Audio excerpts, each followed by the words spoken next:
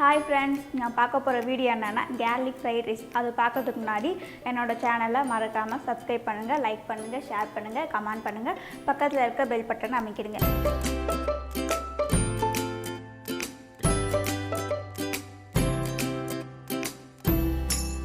இப்போ garlic fried ரைஸுக்கு தேவையான பொருட்கள் பார்த்துடலாம். நான் வந்து 20 பல் பூண்டு எடுத்துருக்கேன், ஒரு 4 பச்சை மிளகாய் எடுத்திருக்கேன், அப்புறம் வந்து ஒரு மீடியம் சைஸில் கேப்சிகம்த்தில் பாதி அளவு எடுத்து நறுக்கி வச்சுருக்கேன், ஒரு டீஸ்பூன் பட்டர் எடுத்திருக்கேன், 3 கப் அரிசி எடுத்திருக்கேன். இப்போ கேர்லிக் ஃப்ரைட் ரைஸுக்கு ஃபஸ்ட்டு வந்து நம்ம வந்து அரிசியை வந்து 2 டைம் கழுவிக்கலாம். நான் வந்து அரிசியை ஊறலாம் வைக்கல, அரிசியை வந்து 2 வாட்டி கழுவி எடுத்தாச்சு. இப்போ நம்ம வந்து குக்கரில் போட்டு வேக வைக்கணும்.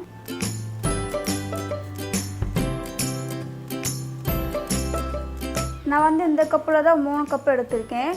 இதனால் வந்து இதில் வந்து 6 கப் தண்ணி ஊற்ற போகிறேன். நீங்கள் வந்து எவ்வளோ அரிசி எடுப்பீங்களோ அதெல்லாம் டபுள் மடங்கு ஊற்றிக்கோங்க.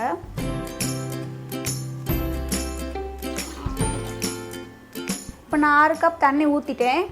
இப்போ வந்து லைட்டாக உப்பு போட்டுக்கலாம்.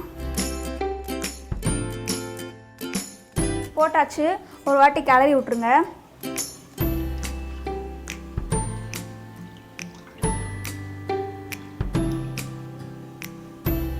கிளறியாச்சு. இப்போ வந்து மூடி போட்டு மூடிடலாம்.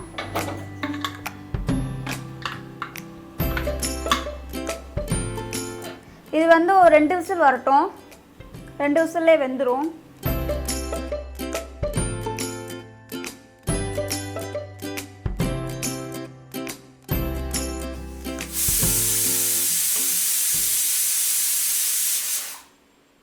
சாப்பாடு ரெடி ஆயிடுச்சு. இப்போ எப்படி இருக்குன்னு பார்க்கலாம். சூப்பராக வெந்துருச்சு, நல்லா வெந்துருச்சு. இப்போ நம்ம கடாயை வச்சு மற்ற பொருளெலாம் போட்டு வறுத்துடலாம்.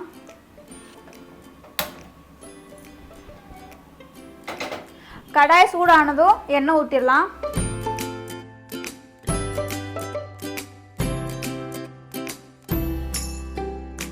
இது கூட 1 டீஸ்பூன் பட்டரை சேர்த்துடலாம்.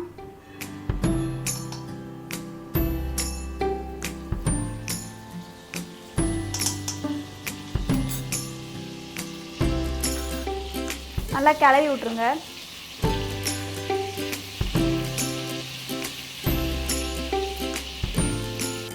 அடுத்து வந்து பூண்டை சேர்த்துடலாம்.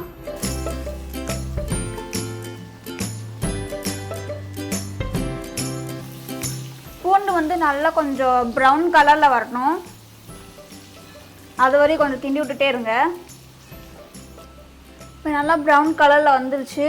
இப்போ நம்ம அடுத்து வந்து பச்சை மிளகா சேர்த்துக்கணும். பச்சை மிளகா சேர்த்தாச்சு. அடுத்து வந்து கேப்சிகம் சேர்த்துக்கணும். சேர்த்து நல்லா கிண்டி விட்ருங்க, கொஞ்சம் நல்லா வதங்கட்டும். அடுத்து வந்து இப்போ நம்ம ரைஸ் சேர்த்துக்கலாம்.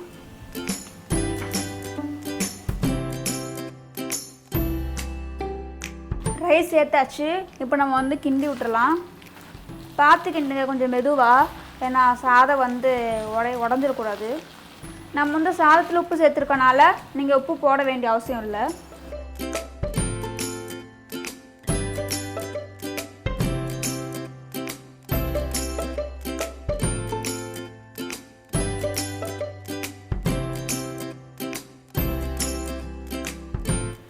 நல்லா கிளறி விட்டாச்சு. இப்போ நம்ம அடுத்து வந்து கொஞ்சம் கொத்தமல்லியை மேலே தூவி விட்டுடலாம்.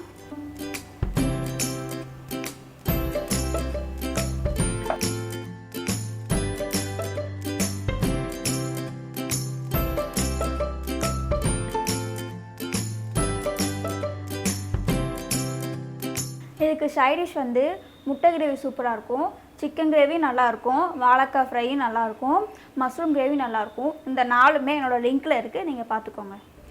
இந்த வீடியோ உங்களுக்கு பிடிச்சிருந்துச்சுன்னா மறக்காமல் என்னோடய சேனலை சப்ஸ்கிரைப் பண்ணுங்கள், பக்கத்தில் இருக்க பெல் பட்டனை அமைக்கிடுங்க, லைக் பண்ணுங்கள், ஷேர் பண்ணுங்கள். இப்போ எப்படி இருக்குன்னு பண்ணி பார்த்துட்டு மறக்காமல் கீழே கமெண்ட் பண்ணுங்கள்.